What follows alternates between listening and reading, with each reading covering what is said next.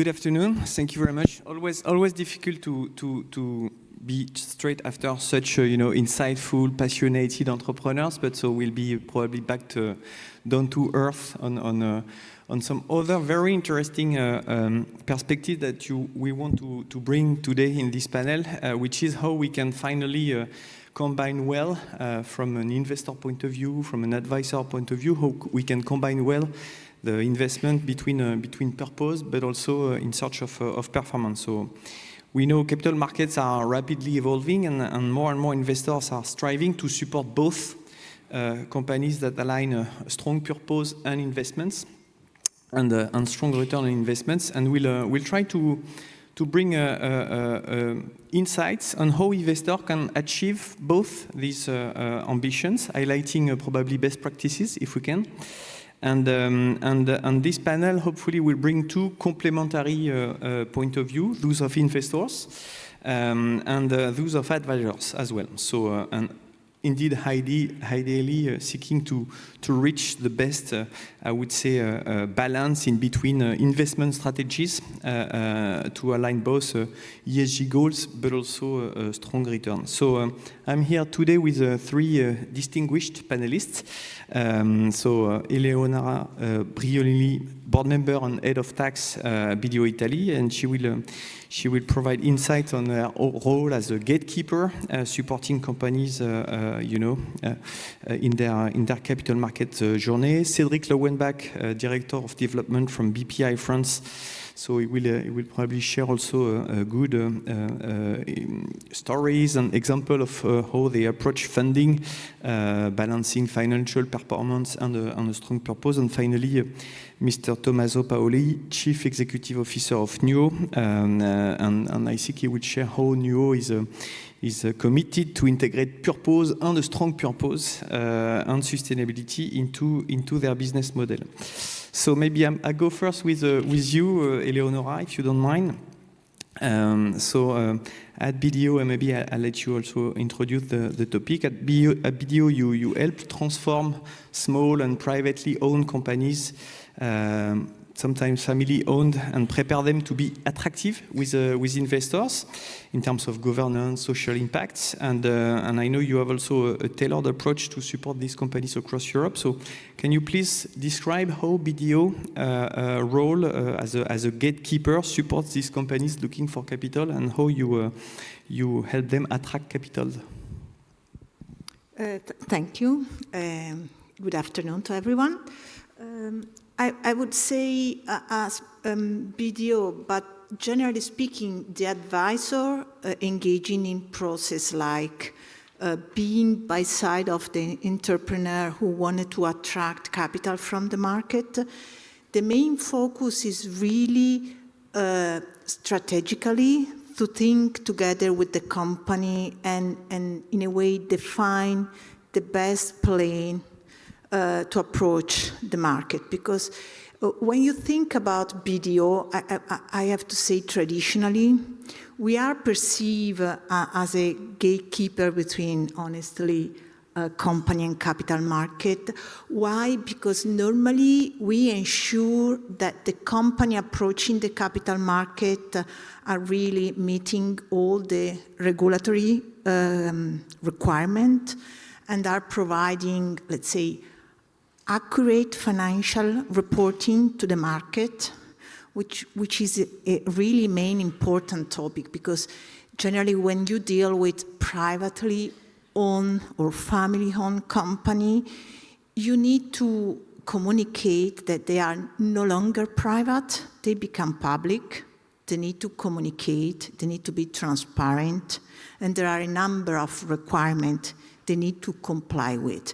But traditionally, the way we were doing this, activity was, in a way, going together with the entrepreneur through, pre-IPO due diligence process or similar stuff, providing comfort letter, helping them with the stock capital perspective. But today, in this room, when we are talking about investors who wanted to align performance with personal value. I think it's much more than that. When I've been given this type of topic, first of all, I thought, why investors wanted to, make such a responsible investment? It is because their personal value. It is really because they are good enough. I must say, probably not only. The main point is that companies which prioritize stuff like sustainability or being socially responsible are proved to be for long-term growth, okay? Are in a way better positioned to approach tasks like management of risk, and therefore in an environment as the one we are living today, where everything is changing every day very fast, companies that are able to properly manage the risk of change are honestly ensuring better performance in the long run.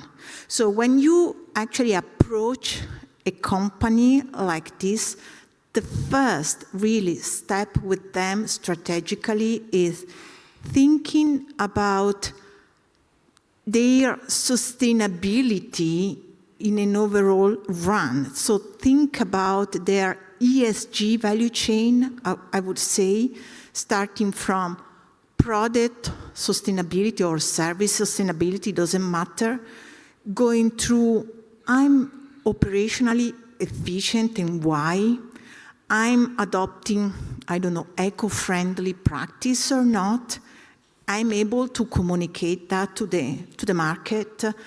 But even more, traditional items like compliance. I'm head of regulatory framework.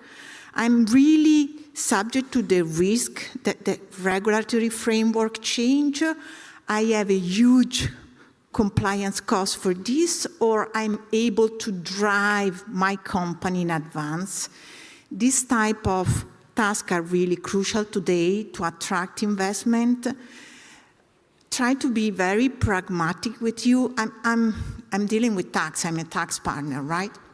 And it's strange to say, but I'm passionate of tax still after 25 years of practicing.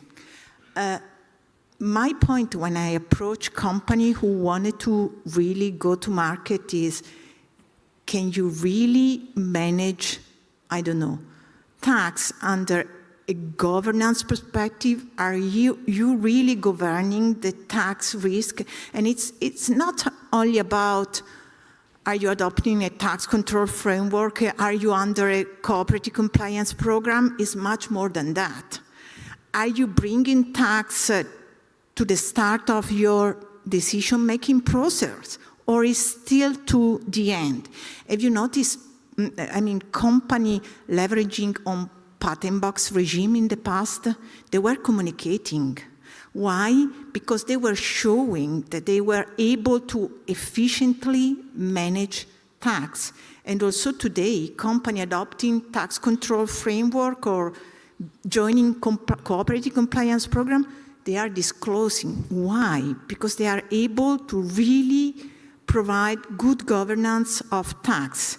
And it's also, in addition to that, it's also a social role.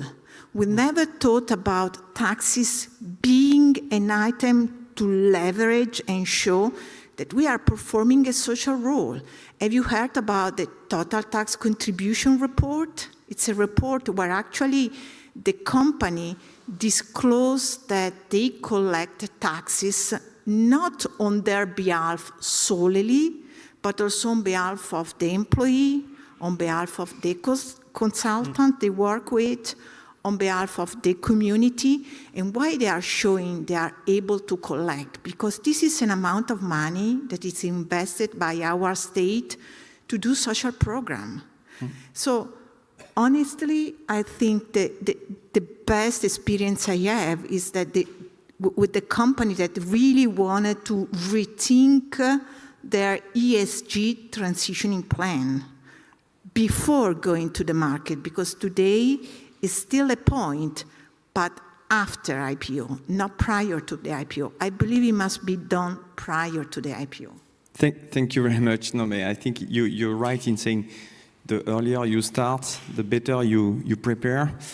Let's use this, regulatory tax framework to strengthen your value proposition, and that's even strengthening your company overall. So, thank you. Turning now to the investor point of view and perspective for Cédric. So, Cédric, you run the development of Bpifrance. So, Bpifrance, I think you'll mention a few words, but it's probably one of the largest asset manager in France, managing more than 44 billion of euro, and they invest something like more than 3 billion euro each year in equity. So very impressive. And you have more than participation in direct companies, more than 1,000 investments. So what type of criteria? Of course, you want companies with purpose, with a strong impact, but you want also to have strong returns and the financial performance. So how do you evaluate the potential of this project, and what type of tools you are implementing to evaluate the performance of such companies? Good afternoon, everybody. So Bpifrance is the French national promotional bank. It's equivalent of CDP in Italy for financing the companies. We are definitely a purpose-oriented company, so we are focused on innovation and to help companies to improve and to finance the development of R&D. We have also focused on export to help companies, French SMEs, to develop export, because in France, it's not French SMEs are not as good in export as Italian one, and we also finance the development of French companies. So we are globally a bank providing a continuum of solution from loans, equity, support, also business support, export support, and innovation subsidiaries. So when we analyze a project, of course we have all the classic bases and the standard criteria, the quality of the team, the potential of the market, the product, the financial conditions. But if it's necessary, it's not sufficient. So it's very important for us to analyze deeply the project, and when we ask for a specific plan, and the company has to explain us what the team has done in the past, if a plan was present, and what they want to do.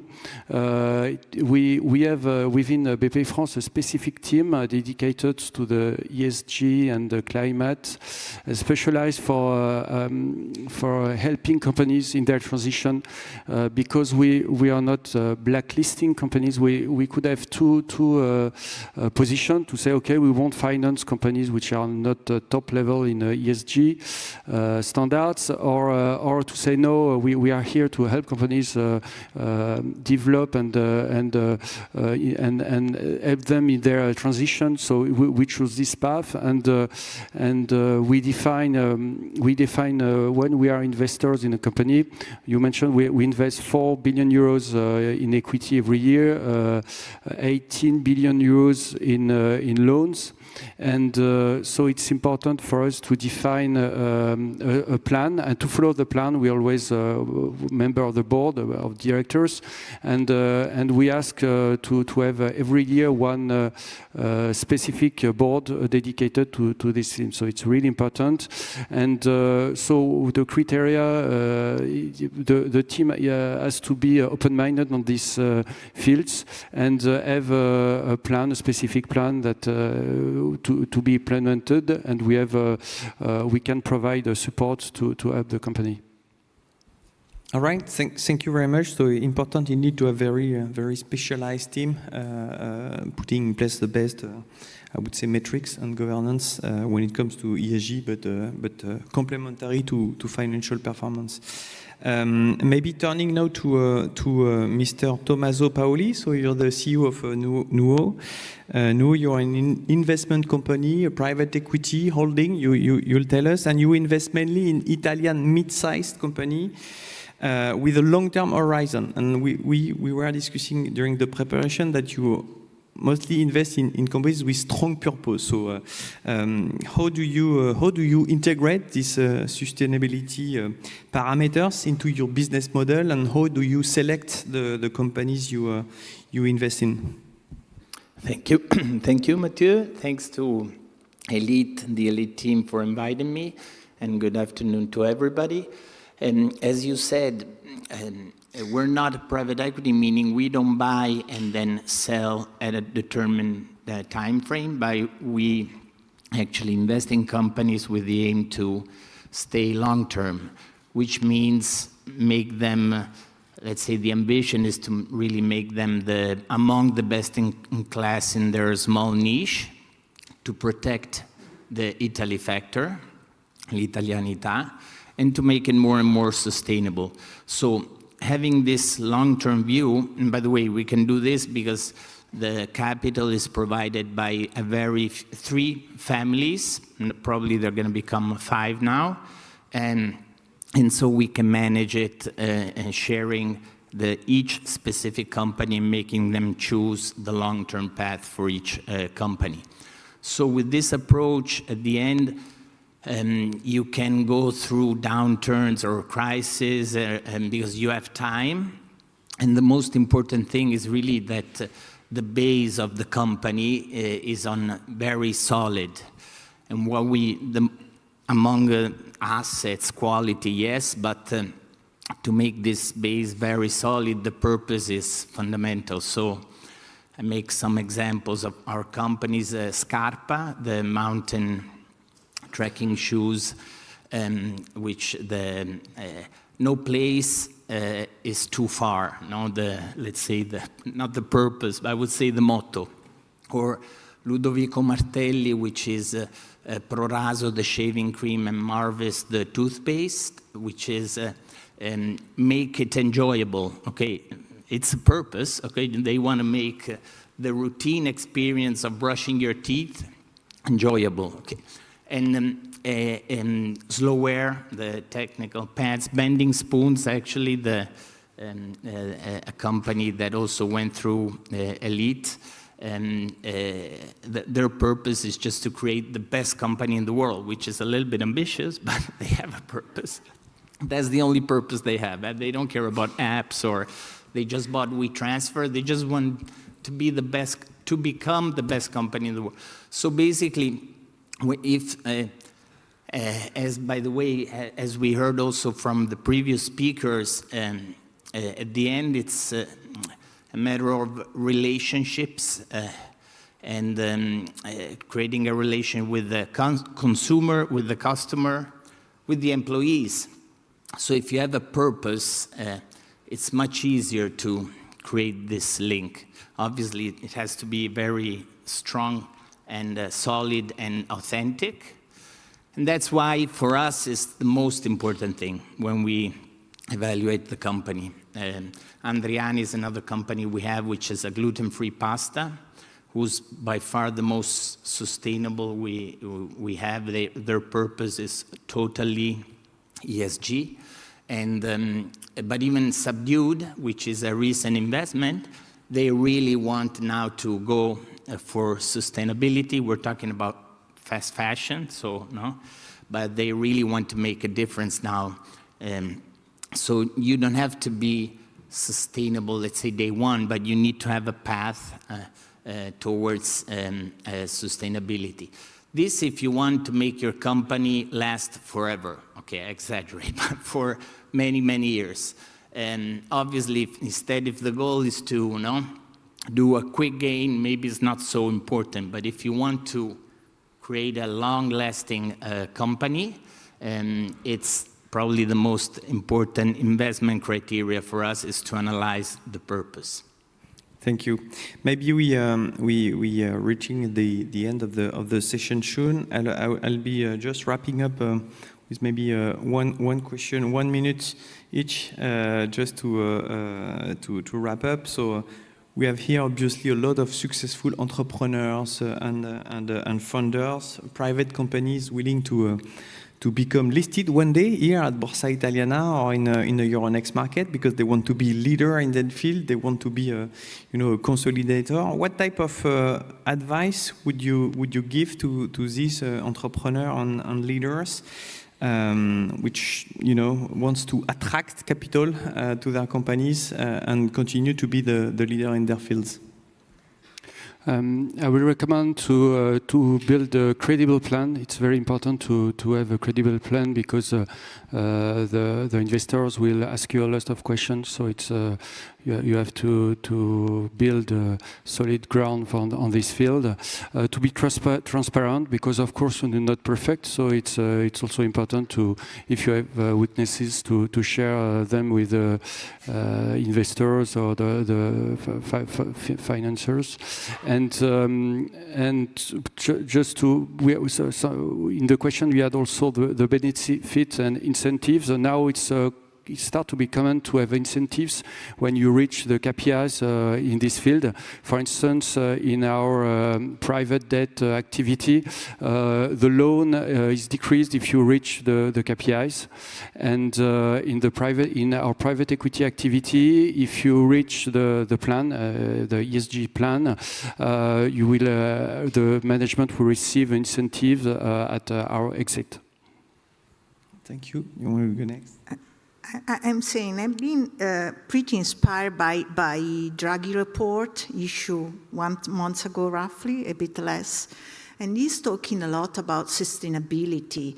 Of course, the purpose there was the growth of Europe, of European Union. But the way he was thinking about sustainability, I think, was the basement for industrial growth from long-term growth. So I think everybody should have a read to it, understand how we are going and what should be our main point of leverage for a stable and long-term growth. Thank you. Tommaso? Well, as I suggested, maybe everything was said by the colleagues. Maybe, first of all, to stay close to elite, because that's, I think... Nice one. Staying close to elite means being open. So that's what I mean, staying so open, which means probably even being transparent and humble in a certain way. But at the same time, very strict on your values and purpose. So don't sacrifice them for whoever investor, or stay, no compromises on that. And maybe the last thing, as I was mentioning before, being authentic and concrete in your goals, also in sustainability, because they need to produce results. They need to be true and produce results. So choose less, but more, but make them produce concrete results. And that's more important than just a generic a statement or doing many things halfway. Thank you. Well, credibility, transparency, strong framework, long-term view, don't compromise on your values, stick to your purpose. You have the full ingredient to continue to be successful and stay clients of Elite, of course. And once you'll be well prepared, you can list on the Euronext market. These are the ingredients for the success. Let me just thank you and thank the panelists, and we'll handle the floor to my colleague Isabelle.